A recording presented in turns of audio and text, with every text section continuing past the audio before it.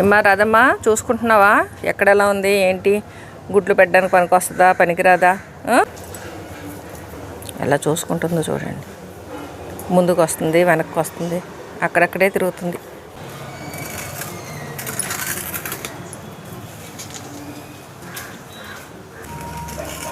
ఏంట్రా మళ్ళీ ఇటు పక్క వచ్చావు? ఇక్కడ చిన్న గొయ్యి కింద తీసేసి పెట్టామండి ఈ టబ్బు. ఆ నీళ్ళు వర్షాకాలం కదా ఇంకా కొంచెం ఆగిపోయినాయి. చూసారా కింద ఇక్కడ పెద్ద పెద్ద చెట్లు ఉన్నాయండి, వీటికి వెళ్ళిపోతాయి ఈ నీళ్ళన్నీ.